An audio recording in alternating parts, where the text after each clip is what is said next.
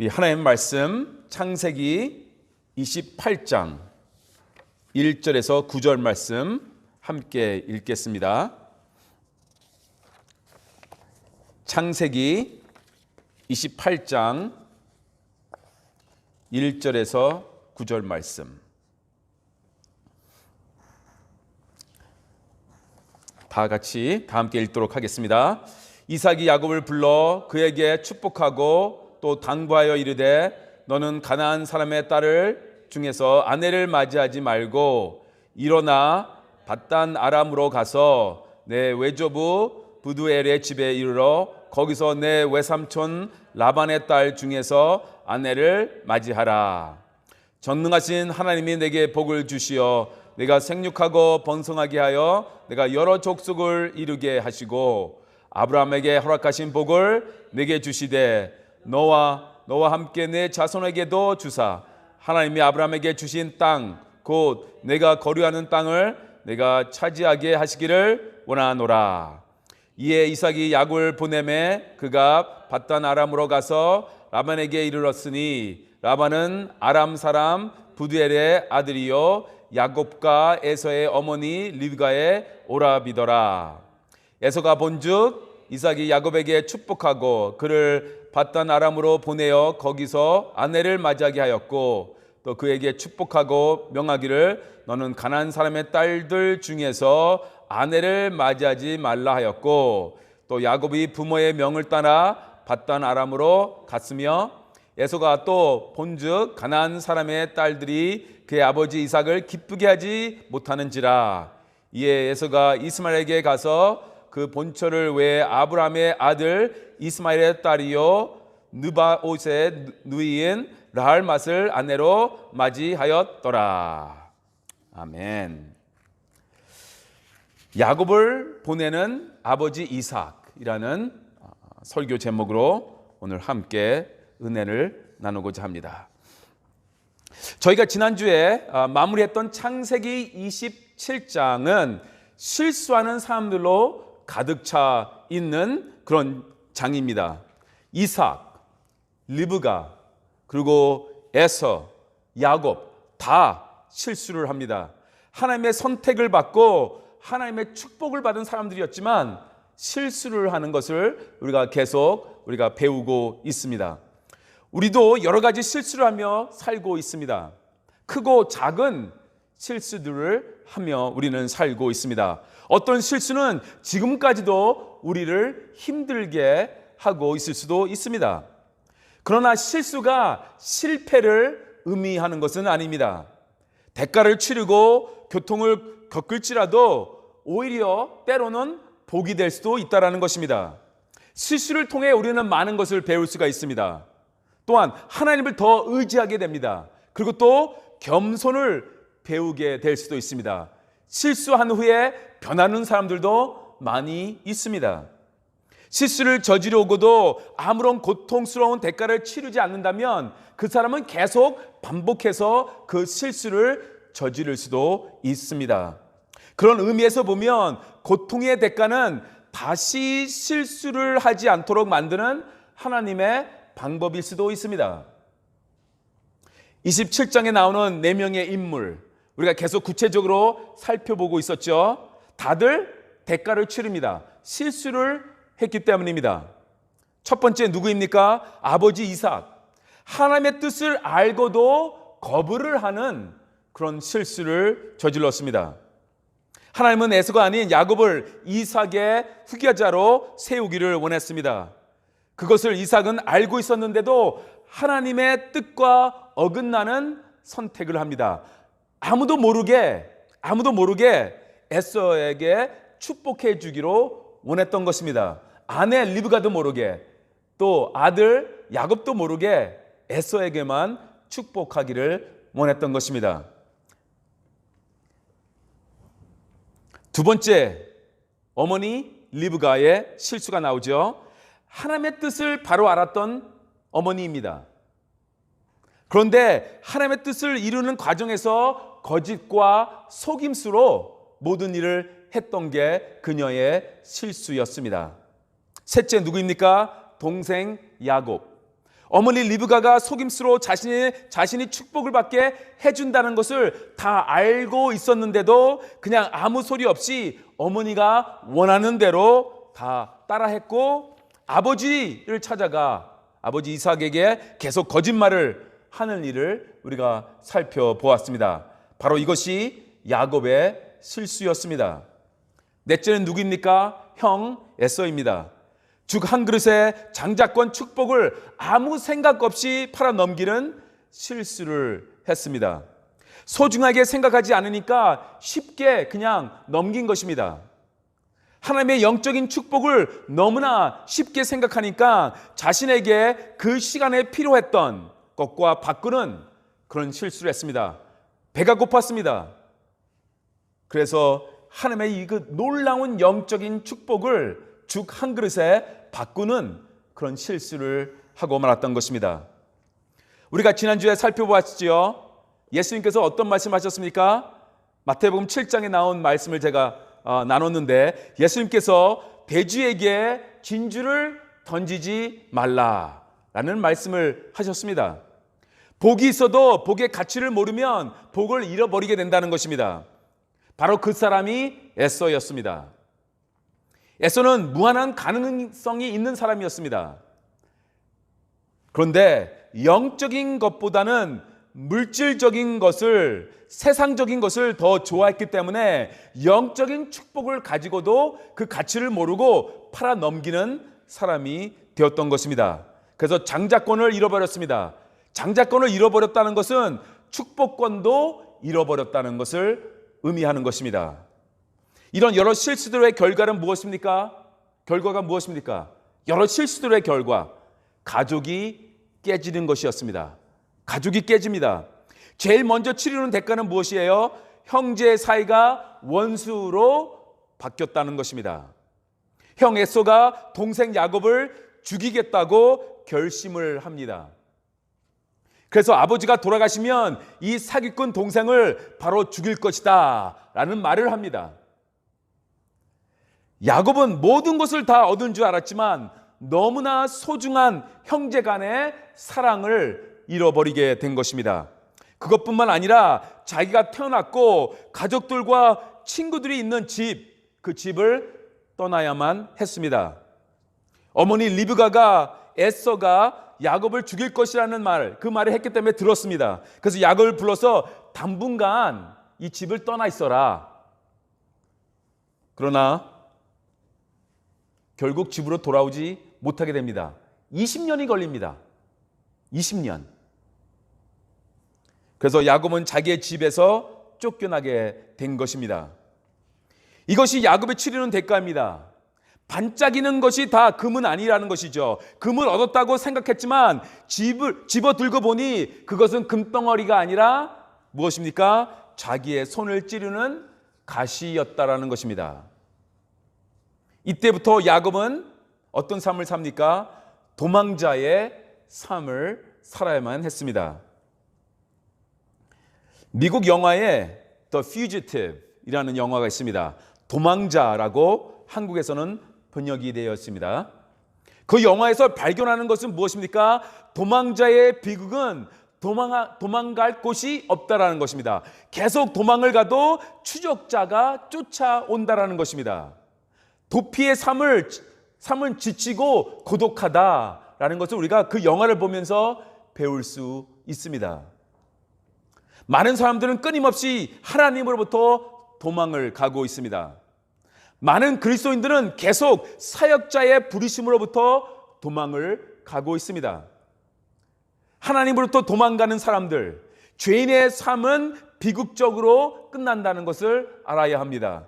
부르심의 자리로부터 도망가는 사람들, 성장할 수 없다라는 것을 깨달아야만 하는 것입니다. 어떤 학자들은 오늘날의 우리의 사회를 가리켜 도망가는 사회라고 말하고 있습니다. Running away society, 도망가는 사회, 그런 표현을 사용하고 있습니다. 남편과 아내는 서로에게 도망가고요. 자식과 부모 또한 서로에게 도망을 가는 사회에서 우리는 살고 있습니다. 또 학생은 선생님으로부터, 국민은 정부로부터 끊임없이 도피하고 있는 것을 우리가 볼 수 있습니다. 그런데 슬프게도요, 교회도 이제는 주님으로부터 도망을 가고 있는 것을 우리가 보게 됩니다. 야곱은 도망자의 삶을 오랫동안 살아야만 했습니다. 며칠이나 몇 달 동안만 참으면 될 줄 알았는데 이후로 야곱과 어머니 리브가는 다시 만나지 못하는 그런 일이 벌어집니다. 금방 돌아올 줄 알았는데 그녀의 생애 동안 돌아오지 못하고 영원한 이별이 되었으니까 리브가는 눈물로 세월을 보냈을 것입니다. 이것이 다 왜 이렇게 생긴 것입니까? 왜 이런 일이 일어난 것입니까? 실수 때문에 그렇습니다. 오늘의 본문은 28장 1절부터인데 27장의 마지막 구절과 연결이 되어 있습니다. 원래는 그렇게 나눴어야 되는데 28장부터 시작하는 것처럼 되어 있는데요. 27장 46절부터 시작이 되는 것입니다. 27장 46절을 함께 읽겠습니다. 리브가가 이삭에게 이르되 내가 헷 사람의 딸들로 말미암아 내 삶이 싫어졌거늘 야곱이 만일 이 땅의 딸들 곧 그들과 같은 헷 사람의 딸들 중에서 아내를 맞이하면 내 삶이 내게 무슨 재미가 있으리까? 지금 야곱이 떠나는 것은 결혼을 하기 위해서 떠나는 것이 아니지 않습니까? 형 에서의 칼이 무서워서 지금 떠나는 것이거든요. 그런데 리브가는 그렇게 말하지 않고 있지 않습니까? 왜 떠나는 것처럼 말합니까? 결혼 때문에 야곱을 멀리 보내는 것처럼 지금 남편 이삭에게 말하고 있는 것을 볼 수 있습니다. 에서의 아내는 헷 사람이었습니다. 그러니까 하나님을 안 믿는 사람이었습니다. 그래서 그런지 리브가와 대화도 잘 안 되고 문제들이 있었던 것입니다. 그래서 자신이 힘들다라고 리브가가 남편 이삭에게 말하고 있는 것입니다. 그래서 야곱만큼은 그렇게 결혼시키지 말아야 되겠다라고 생각을 했던 것입니다. 이삭이 이 말을 듣고 그래 야곱은 하나님을 모르는 여성과 결혼시키지 말아야겠다라고 동의를 한 것입니다. 그래서 리브가의 친척 집으로 보내서 거기서 야곱이 아내를 찾게 하자고 그렇게 말을 하고 있는 것이 지금 창세기 27장 46절의 내용입니다. 리브가의 작정대로 지금 되어가고 있는 것입니다. 사실 야곱이 떠나는 것이 무엇 때문에 떠나는 것입니까? 아내를 찾기 위한 것이 아니라 에서에게 죽임을 당할까 봐 지금 떠나는 것인데 어머니 리브가는 그렇게 말하지 않았다라는 것입니다. 서로에게 솔직하지 끝까지 않고 있습니다. 끝까지 서로에게 진실을 말하지 않고 있는 것을 우리가 볼 수 있습니다. 지금 서로가 서로를 속이고 있는 것을 다 알고 있습니다. 27장에서 일들이 다 벌어졌잖아요. 다 알고 있는 것입니다. 이삭은 리브가를 속였고요. 리브가도 이삭을 속였습니다. 그리고 야곱은 형 에서를 속였습니다. 다 서로 속이고 있습니다. 그런데 서로에게 용서를 구하는 것이 아니라 계속 끝까지 속이고 있다라는 것입니다. 부모가 서로를 믿지 못하고 솔직하지 못하면요, 가정이 힘들어지는 것입니다. 이삭은 아내를 찾으러 집을 떠나는 아들에게 축복하기로 합니다. 지금 무슨 상황이 일어난지도 모르고 지금 야곱이 왜 떠납니까? 형 에서의 칼이 무서워서. 그렇지만 리브가는 그렇게 말하지 않았죠. 그래서 이삭은 그것도 모르고 그럼 아들을 데려와라. 내가 축복을 해줘야 되겠다라고 말을 합니다. 28장 1절 2절 말씀을 보시겠습니다. 이삭이 야곱을 불러 그에게 축복하고 또 당부하여 이르되 너는 가나안 사람의 딸들 중에서 아내를 맞이하지 말고 일어나 밧단 아람으로 가서 내 외조부 부두엘의 집에 이르러 거기서 내 외삼촌 라반의 딸 중에서 아내를 맞이하라. 지난주에도 우리가 보았듯이 부모님이 자녀들을 축복하는 것은 매우 중요합니다. 자녀들의 앞날을 위해서 정말 중요한 것이 부모님들의 축복이며 기도입니다. 부모의 축복은 내 자녀와 또 그 자녀에게 대를 이어 계속 내려간다는 것입니다. 나 혼자 잘 살고 혼자 누리는 것이 축복이 아닙니다.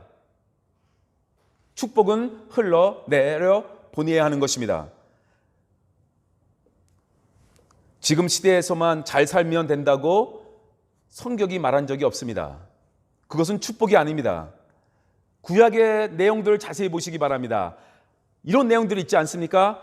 아브라함의 하나님, 이삭의 하나님, 야곱의 하나님, 이런 말들을 우리가 찾아볼 수가 있습니다. 이 표현은 축복은 나의 시대에서 끝나는 것이 아니다라는 것을 의미하고 있는 것입니다. 아브라함의 하나님이 곧 이삭의 하나님이 되고요, 그 하나님이 계속 이삭도 축복하지만 야곱의 하나님이 된다는 것입니다. 그 하나님이 또 야곱도 축복하신다라는 것입니다. 축복이라는 것은 흘러 넘치고 계승되는 것입니다. 이 내용을 보시기 바랍니다. 이삭은 어떻게 지금 자녀를 축복하고 있습니까? 내가 이제 집을 나가 살게 되는데 너가 이 집을 떠날 것인데 너에게 부탁할 것이 하나 있다라고 하면서 이야기를 꺼냅니다. 굉장히 중요하죠. 군대 가는 자녀에게 어떤 말을 꺼내겠습니까? 유학 가는 아들에게 무슨 말을 하겠습니까? 이제 나의 손을 떠나서 혼자 살아야 하는 자녀에게 여러분들은 어떤 말씀을 하시겠습니까? 시집가는 딸에게 무슨 이야기를 하시겠습니까? 부모는 자녀에게 해줄 말이 있어야 합니다. 이삭은 집을 떠나는 아들에게 이렇게 말합니다. 하나님 모르는 이방 여자하고 결혼하지 말아라. 헷 족속이나 가나안 여자하고 결혼하지 말고, 그러니까 무슨 말입니까? 한마디로 하나님을 모르는 사람하고 결혼하지 말고 하나님을 경외하는 여자를 아내로 맞이하라 하고 지금 말을 하고 있는 것입니다. 겉면의 말에 이어 두 번째로 축복을 해줍니다. 그 내용이 3절과 4절 내용입니다. 읽겠습니다. 시작. 전능하신 하나님이 내게 복을 주시어 내가 생육하고 번성하여 하여 내가 여러 족속을 이루게 하시고 아브라함에게 허락하신 복을 내게 주시되 너와 함께 내 자손에게도 주사 하나님이 아브라함에게 주신 땅 곧 내가 거류하는 땅을 내가 차지하게 하시기를 원하노라. 아멘. 성경을 보시면 축복은 자식에게 가는 것이다 라는 내용이 많이 포함되어 있습니다. 축복은 자녀들에게 가는 것이다. 이삭이 야곱에게 축복하는데 전능하신 하나님이 내게 복을 주시어 라고 3절에서 말하고 있고요, 하나님이 내게 복을 주시기를 원하노라 라고 4절에서 말하고 있습니다. 복은 하나님이 주신다는 것이죠. 복의 근원은 하나님이시다 라고 지금 말하고 있는 것입니다. 전능하신 하나님이 너에게 복을 주시기를 원한다고 그렇게 말하고 있지 않습니까? 너무나 중요한 내용입니다. 내가 복을 주는 것이 아닙니다. 내가 기도를 하지만, 내가 내 자녀를 축복하지만, 내가 다음 세대를 축복하지만 내가 복을 주는 것이 아니라 하나님이 복을 주시는 것입니다. 아브라함의 복은 이삭에게 갔고요, 이삭의 복은 지금 야곱에게 가는 것입니다. 그리고 계속 흘러 넘쳐서 아브라함과 다윗의 자손 예수 그리스도에게 이르러 가는 것입니다. 그렇게 이르렀습니다. 신약에 오면 아브라함부터 시작된 복은 예수 그리스도 안에 있는 우리 모두에게 또 임한다고 기록되어 있습니다. 이렇게 좋은 메시지가 포함되어 있고 이것들은 앞으로 이루어질 것입니다. 우리는 부모로서 자녀들에게 영적인 유산을 남겨두려고 노력을 해야 합니다. 4절을 자세히 보시기 바랍니다. 아브라함에게 허락하신 복을 내게 주시되 할아버지에게 하나님께서 허락하신 복을 너에게도 계속 흘러가게 하실 것이다. 그렇게 지금 축복 기도를 하고 있는 것입니다.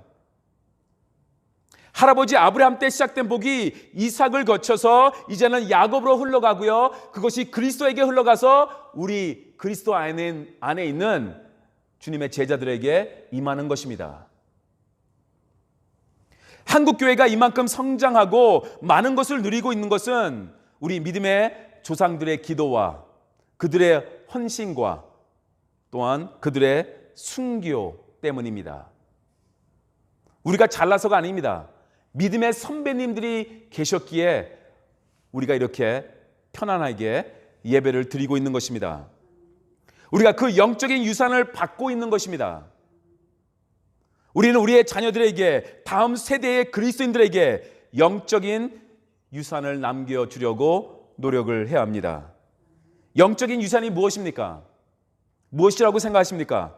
기도하는 것, 말씀을 묵상하고 실천하는 것, 예배를 드리는 삶을 사는 것, 즉 예수님의 이름으로 불쌍한 영혼들을 돌보고 섬기는 것, 이런 모든 것들이 영적인 유산입니다. 이런 것들이 다음 세대로 넘어가는 그런 영적인 유산인 것입니다. 저도 그래서 가끔 생각을 합니다. 가끔 고민을 합니다. 무엇을 남기고 이 세상을 떠날 것인가? 나의 자녀에게 무엇을 남기고 이 세상을 떠날 것인가? 우리 교회에 또 ACA 학교에 무엇을 남기고 떠날 것인가? 어떤 영적인 유산을 남길 것인가? 여러분들도 고민해 보시기 바랍니다. 그리고 기도하시기 바랍니다. 그리고 실천하시기 바랍니다. 이 교회 건물만 남기고 떠날 것인가? 학교의 건물만 남기고 떠날 것인가? 아니면 선교하는 교회의 유산을 남기고 떠날 것인가? 많은 부모님들이 기도하는 자녀들의 간증을 들어보면요, 그들의 부모님의 기도로 하나님이 그들의 삶에 역사하시고 계시다, 그런 간증을 많이 듣게 돼요. 다들 간증을 들어보면 부모님들이 기도하는 부모님들이에요. 그래서 그 기도 많이 하는 부모님들의 자녀들은 간증거리가 많은 것 같습니다. 최근에 우리 서머스쿨 2주 동안 한동대 학생 2명이 와서 돕고 돌아갔습니다. 한 학생은 파키스탄에서 태어났어요. 부모님이 선교사님들입니다. 그것도 다른 학생은 베트남에서 10살 때부터 살았어요. 간증거리가 많아요. 왜요? 부모님들이 그렇게 많이 기도했고 하나님을 섬기는 부모님들이기 때문에. 그러니까 믿음을 남기는 것이죠, 유산으로. 그래서 그것을 자녀들이 받은 것을 제가 보았습니다. 여러분이 예수님을 믿는 1세대라면 영적 전쟁이 있을 것입니다. 1세기는 반드시 그렇습니다. 2세대도 영적 전쟁이 있고요, 믿음의 가정으로 서 있기 위해서 예배를 열정적으로 드려야 합니다. 3세대, 4세대에서 하나님의 축복이 이제는 나타날 것입니다. 저는 어머님과 함께 믿었습니다. 12살 때 처음으로 교회를 갔어요. 어머님과 함께 처음으로 교회를 갔습니다. 그래서 어떻게 보면 저도 1세대라고 할 수 있습니다. 다음 세대를 위해서 그래서 저는 영적 전쟁을 해야 하는 것입니다. 우리의 가정의 미래를 위해, 한국 교회의 미래를 위해, 세계 선교의 미래를 위해 우리는 기도해야 합니다. 열정적으로 예배를 드려야 합니다. 그리고 하나님을 찬양해야 합니다. 그리고 헌신해야 합니다. 다음 세대를 위해서 우리는 희생을 해야 합니다. 가정을 하나님 하나로 만드는 데 신경을 쓰시고 기도하시기 바랍니다. 서로를 속이면서 하다가 나중에 뿔뿔이 흐려지는 이런 가정이 아니라 정말 서로를 아끼고 서로를 세워주고 서로를 사랑하는 가정이 되시기를 바랍니다. 그리고 반드시 내 자녀들, 다음 세대의 그리스도인들을 위해서 무릎 꿇고 눈물 흘리며 기도해 주시기를 바랍니다. 축복이 그들에게 나타날 것입니다. 기도드리겠습니다. 좋으신 하나님 감사합니다. 코로나19 사태에서도 가정에서 또 이렇게 예배당에서 예배를 드리고 있습니다. 많은 성도님들이 모이지는 못했지만 그래도 우리가 영으로 하나가 되어서 다양한 곳에서 예배를 드렸습니다. 주님, 우리의 예배를 받아 주시옵소서. 영광을 홀로 받아 주시옵소서. 또 우리가 희생하여서 다음 세대가 더욱더 하나님을 의지하고 하나님을 믿으며 하나님께 놀라운 축복을 받는 그런 세대가 될 수 있도록 역사하여 주시옵소서. 감사하며 예수님의 이름으로 기도드렸습니다. 아멘.